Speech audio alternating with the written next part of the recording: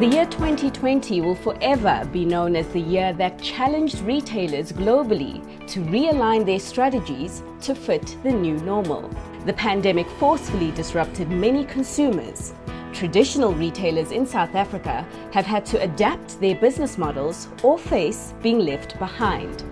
I spoke to Isana Cordier, Sector Head of Consumer Goods and Services at Absa, about the challenging consumer changes and what retailers should do to stay ahead. What's interesting on my part is I have seen a gradual recovery in the retail sales space, and you even see it in the numbers that a lot of the retailers are reporting from the most severe period, of course, being the March-April lockdown. But if you can just talk to us, or maybe take us backwards and give us a broad overview of exactly how COVID-19 has reshaped the retail landscape globally and also here in South Africa. Thanks, Fifi. Yeah, I think, what a year it's been. We are still trying to get to grips to what really happened and what is happening and what is going to happen. So COVID-19 obviously hit retailers quite hard. They were restricted to trade, and we saw levels of sales dropping to record levels. Even companies like AB InBev and the gaming industry, traditionally never impacted by any kind of economic downturn or upturn, always reason to gamble and to drink, they have taken a lot of strain and have actually not been able to trade. So yeah, the lockdown had severe impact on our retailers, and the highest level obviously had the highest impact. And now at the lowest level, I think we are seeing what looks like a good performance at face value. However, the good performance to some of the retailers comes at a cost to other retailers and to other parts of the economy, because it's really robbing from Peter to pay Paul kind of scenario, where you see in discretionary spending a lot of pressure. The clothing industry is down. All discretionary spending, tourism is down, education's down. Yet we see a large uptick still in grocery spending, in home improvement, to name but a few. So the interesting thing is it's more of a rechanneling of consumers' resources at the moment, rather than a positive economic view. And obviously what we are predicting is not that this will last. So I think the interesting thing right now for retailers coming out of this is to understand what the world is going to look like in the future. A lot of the trends we are seeing is has been trends that has been around. It's just been extremely accelerated through the lockdown. And some of these trends you would be familiar with. Ecommerce, a lot of the retailers speaks about being about 3 years ahead of where they thought they would be trading on the e-commerce platforms, which holds a lot of opportunities, but also stress on logistics systems and catching up for retailers to get themselves ready to what the market is demanding. The pandemic did affect retailers differently. I mean, those that were deemed essential services felt less of the pain than the AB InBevs and the distills that couldn't trade at all.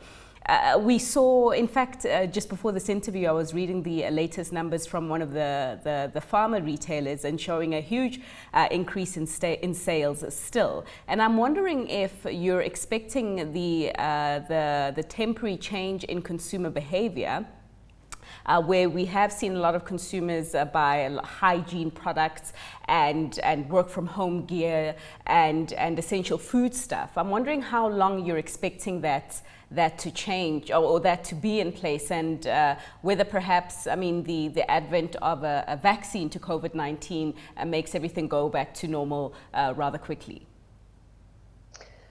Vivi, that's a very interesting question, because I think although COVID enhanced a lot of these trends, they were all lurking in the corridors already. If I can speak about work from home and as an example, a lot of companies have had a mindset, and some has been further progressed and some have been lagging, about why people still have to go to office space. what COVID has done is it's pushed people to work from home. And the organization I work for, Absa, as well as many other organizations, are realizing that people can work from home very productively. So the reality is, yes, there will be some sort of normality, face-to-face meetings and people going back to office as and when required. But we will, I don't believe, ever go back to where we were before. So I think the answer to your question is somewhat in the middle, that, you know, there would be some sort of return because we are free to make our own decisions again as how we move, but that some of the experiences that came out of this is going to last and have lasting trends. Now, the impact of those trends is what needs to be understood, I think, by every retailer, and that is going to change the shape of the economy and how retailers really serve their markets. All right. So let's go into the trends and talk about the first one that you highlighted, being the stronger push into the e-commerce and the online space. I mean, particularly within a South African context, how heavily should our retailers be investing in this space right now? I think if you said you listened to a health retailer's results, but yes, definitely, it's all of them are heavily invested, but is going to accelerate the investment. I don't think e-commerce is going away. It's not just a fear-based way of shopping. It's a convenience-based way of shopping.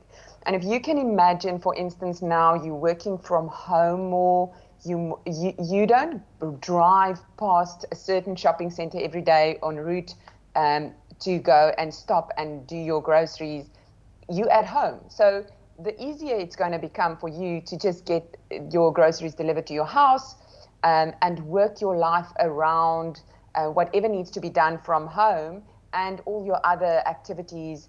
It's just, people are just going to shop more online. So I don't think e-commerce is going to go backwards. In fact, if you listened to ShopRite, they launched 60/60 before COVID. And what they've seen is as the lockdown levels obviously were high, this 60/60 just took off phenomenally. But what they thought is as lockdown levels started reducing, 60/60 would also come back and flatten out. To date, that has not been their experience. They still increasingly see sales running through 60/60, which tells you the consumers has now become accustomed to shopping online and comfortable with it. And there's no reason this is not going to increase from what we are seeing at the moment. So then what should be the strategy of retailers, for instance, who had planned to open X number of stores before the pandemic hit and now may need to rethink their store rollout plan? I mean, should that be the thinking at management tables, to perhaps be dialing back on the number of stores that were planned and taking that capital into investing in further online infrastructure? If you listen to the retailers, they're all saying they're still going to roll out stores. I think what they don't say, and what I think is going to be crucial, is to understand where your stores are. A lot of what we're seeing is people still go to stores, and we have seen an uptake in footfall to malls, for instance. We have seen that through the number of transactions the physical transactions going through on our card acquiring systems. However, people will not, for instance, always go to big malls or what we call destination shopping, and it's become more prone to convenience shopping. So I think it's going to be a case of rather re-looking their store layout, maybe put a pause on the aggressive rollout of more stores and re-look what is needed from a logistics perspective to serve the e-commerce space, because the reality is being online is one part of servicing that market.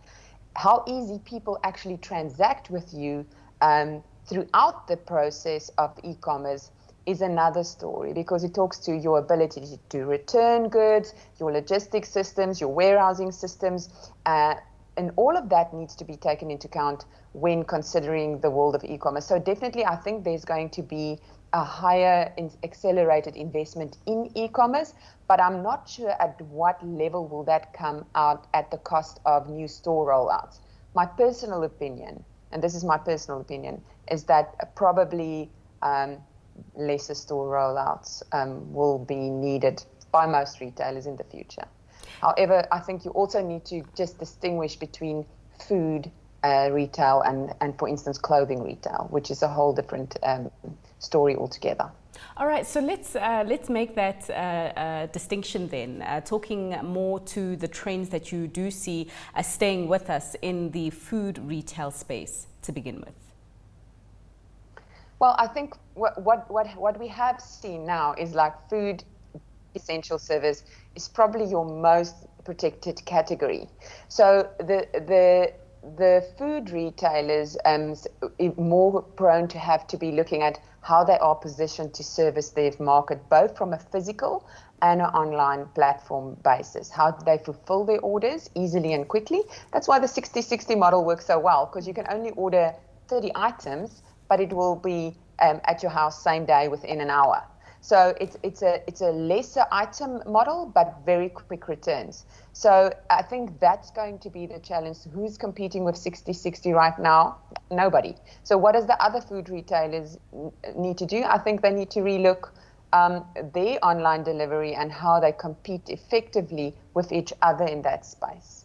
Talking about clothing retail then, see, so I've tried to do the online thing if I personalize the story with the clothing retailers, but the difficulty is with the sizing aspect of it, you know, the very different shapes of the female South African, if I can put it that way. And for me, I have found it quite difficult to really engage meaningfully in shopping for clothing online. What then is your outlook for the online space amongst the clothing retailers, and whether they should also be gearing further into the space right now? I definitely think they should. The reality is clothing has been hard hit throughout this COVID scenario. Even to date, if I look at the numbers trading through our systems, they are about 20 to 26% down. Now, they don't have a choice but to look at every channel they can to obtain growth and stabilize the business, of which online definitely is one. The consumer, like you've pointed out, wants to shop online. I want to buy clothes online. You want to buy clothes online. I need to be having a few good experiences in doing that. I need to know that, you know, it's easy to buy, it's easy to return, and it's not going to come at a huge cost or effort to me. And the more familiar you become with certain retailers' sizing, the easier it's going to be for you. So there's consistency needed in their own clothing ranges, which I think talk a little bit about having to bring supply chains back home and having to be more able to manage your supply chain, your clothing sizes, your material use, and also just reducing the risk of being so dependent on faraway suppliers and having to order your clothing goods so far ahead of season. Like what we see now is that people have changed what they buy in clothing. They're not buying so much formal wear. They're buying a lot more leisure wear, athleisure wear, staying at home, feeling nice, but not wanting to wear their suits. In fact, I'm sure you, Phoebe, have a cupboard of suits that you're wondering how you're going to use them. So yeah. I think that is more the trends that they're going to have to deal with. And on top of that, how do they make it easy and comfortable and enjoyable for their customers to shop at their online store? In terms of future planning, is my question, is the demand for the lifestyle wear and the more casual wear something that they can safely say will be around for the immediate future at least, or could things be shifted by the vaccine that makes us feel safe to go out and to go back to the office a lot more and to socialize a lot more and therefore get dressed up a lot more? I'm just wondering if you have insights on this. My personal view again is that it will come back slightly. I think as life comes back to somewhat of normal and people are feeling comfortable going out again, for instance, you want to dress up, you want to look nice, there's always going to be women that wants to do that. They will start buying some formal wear again. I do think there's going to be some level of return to office that is needed. However, I don't think it's going to be at the level that it was before. So you got to ask yourself, how many suits do you really need if you don't go to the office every single day from 8 to 5? If your day becomes more flexible, some days you go in, some days you can work from home and catch up, some days you need to attend meetings. So I think it would be wrong to suggest it's going to return to 100% normal as it was before. And we also got to consider that the clothing industry was already fairly disrupted by things like sustainability. Where's my clothes coming from? Dumping of clothes. So there's a lot more to play in the sustainability space, in the recycling space. So clothing manufacturers, as food manufacturers also, but they have this added thing happening where people are more aware of the environment, of their health, simplify my life, make my life more easier, look after my planet, look after my health. Those things are all accelerated, funnily enough, but also not too surprising, by COVID. And I've listened to Clicks as well, like you, and that even they have said they've seen people's options shifting to more healthy brands and healthy options where they know where the stuff's coming from and how good it is for the environment. So I'm daring to say clothes is probably going to be something that's bought with a different mindset in general. Isana, recently the President announced our reconstruction and recovery plan from COVID-19, and there is going to be an increased focus on a localization strategy. We've tried to do it before with the retail space and resuscitating retail manufacturing, perhaps not with as much success. What are you seeing by way of localization trends going forward, and how South African retailers adapt to that? So Fifi, I was actually on a webinar with Bruce Whitfield recently, and TFG was on the panel, and Anthony and Bongiwe was on the panel. And they are definitely one of the most well-known and local South African retailers, clothing retailers. And even they have, before COVID, because of the retail strategy you're talking about, bringing manufacturing home, already invested a lot in trying to bring their supply chains home. And a supply chain for textiles and clothing is quite intense, because it really starts from the cotton fields, if I can call it that, right to the closet. So there's a lot of gaps that need to be filled in South Africa, and there's a lot of production that needs to be restarted throughout that value chain. But it is clear that it is not only a nice to do anymore, it is essential because of COVID, in the way that they have to shorten their order system. So if you don't have to order so far in advance, then you can control what you order more. And I think that is the point, in that a company like TFG has come out and said they are bringing their supply chain home. Mr. Price has said they are working hard to bring more local production back. I think, again, COVID has just made this more of an essential for South Africans. Obviously, that is also a positive, because we need manufacturing to come back into the country for job production and sustainability of our economy. And by the way, we produce some of the best cotton in the world, then we export it. So it's things like this that I think it's going to take a lot of work and effort, but that there is an opportunity, and there is certainly a need and an intention to bring the manufacturing back to South Africa for clothing producers. A lot of the retailers that we have here have got operations in the rest of the continent, and how has COVID-19 perhaps changed the game for them there? Is it any different than here in South Africa, where our market arguably is a lot more developed and a lot more sophisticated than our neighbours, or is it the same?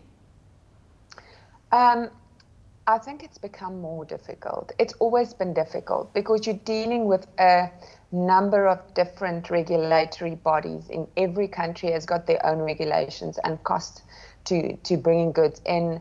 And more than one of our companies, as you know, have come out and said they are pulling out of parts of Africa for that very reason. It has been difficult trading on the continent for various reasons, not just that. It's not so much the fact of development, but more about you can think if this whole COVID scenario, every country had their own restrictions, their own way of dealing with it. Add on top of that cost right now that the retailers can't afford to carry, and the frustration and the time that just goes into doing that. I am not thinking that there's going to be a lot of expansion from South African retailers in the near future into Africa. I don't think they are all going to close shop. I think there's retailers and producers like AB InBev that will continue to buy and excel in the rest of the continent because it makes sense for them. But if you look like at clothing and food retailers, it's a little bit more difficult, and we have seen that some of them have already pulled back. But Isana, I think that we also need to perhaps contextualize the consumer, because in many African countries there's sort of two groups, right? It's the lower income group and this huge middle class. And I asked this question against the backdrop of the online strategy that everyone is advocating for. And I wonder then, you know, what online means for perhaps the lower income group that lives in maybe the more rural and the township areas. How does the online offering apply to those consumers who, retailers for the most part so far have found it difficult to reach them, and of course they themselves as consumers have found it for the most part difficult to be connected to the internet and click and shop? Surprisingly, we did a little bit of just a short test through one of these quick test response agencies, and found that a lot of pre-COVID, by the way, about a year ago we did this, and found that a lot of on a short questionnaire, a lot of rural people staying in rural areas, in townships, already use online, and they have stuff delivered to their home. So I think we mustn't be naive in thinking that the need is not there from that consumer's basis. The need is very much there. The connectivity is there more than we think, because everybody has at least a cell phone in a household. They might not all have a cell phone, but they have at least one in a household, or one between two households. And Wi-Fi is readily available at certain spots, so it's becoming easier. As long as you have a cell phone and you have access to Wi-Fi, even if it's only for a portion, you can access an online platform. I do think there's a market, and I think we underestimate that market, and it might need a little bit of work, but yes, I think it's about how logistically we service that market effectively. Isana, ultimately, I mean, what people buy is going to be dependent on how much they have to spend. And the health of the consumer, it's well known, is not a very healthy one at that. Given what COVID-19 has done to incomes and to job security and the like, and also given the fact that the economy is not expected to grow meaningfully for some time. In fact, a big recession is expected this year as a result of the contraction. So what does this mean for the pricing of retailers? I mean, how much room they have here to protect their margins? What is the strategy perhaps some of them need to be adopting to balance the act of being able to still sell their goods, but still deliver meaningfully enough margins to keep some of their shareholders happy? Yeah, Fifi, you raise an interesting point, because I don't think we've seen the impact of COVID yet. Because when we look at the money still coming through our systems, like I've said before, it is still up year on year, although it's skewed to different categories, which tells you that the impact of people losing their jobs haven't transpired into what we see in the economy. So, and there's various reasons for that. I think the one is definitely that people just have more money in their pocket because they didn't spend, or they weren't able to spend on the things they were traditionally able to spend on. They didn't put as much petrol in their cars. They didn't a lot of them didn't pay for their education. So there was a lot of places where money actually was held up in the households. I think there was retrenchment packages, increased SASSA grants. So there was a lot of support into the consumer's pocket. The reality is that's not going to last. So I think we're going to see the real potential of this from next year, where our sales are severely going to be affected. I think it's going to retailers that serves the bottom end of the market is more protected. Retailers in the essential services part is more protected. I think there's going to be a migration, obviously, down in income level. So the lowest income serving retailers will be more robust than the upper to the middle income retailers, because you can imagine as there's a migration from a LSM downwards, then people just shop at different places, and that's the point you're really raising. Then what does that mean for prices? So I think the reality is that it's going to be very important for retailers to have an extremely tight grip on their working capital cycles, on their stock levels, on what they order, when they order, how they discount, because it's ultimately going to be what gets them through this period. Even if the trade isn't as good, in order to survive, they're going to tighten their belts significantly on those items, and depending on what part of retail you're in. Things like alcohol, I think, will just go back to where it was. It's just one of those things. Gambling probably will return once the COVID fear is over. But definitely, other retailers and the more discretionary spending items also is going to be more heavily impacted than the essential services. So each of these strategies, I think, is going to be different. But from a pricing perspective, I think it's more about, so different margins apply to different parts of retail. But it's going to be about driving your cost efficiencies and driving your working capital cycles to the extent that you can still be profitable and retain good margins. I really firmly believe there's opportunity in every crisis. And it's going to be about finding the right partners in these times to work with. And as South Africans, and it might sound a little bit cheesy, but as South Africans, we need to start holding hands, because we all need to get through this. And if we can just focus on creating more jobs, the economy can return and recover quicker. So ultimately finding new ways of creating vibrant economy through new systems, even if that's in the e-commerce space, the logistics space, bringing manufacturing home, those things are going to be crucial for us to get back and get jobs, because ultimately we need people to have jobs to be able to spend money. Isana, thanks much for your time. We'll leave it there.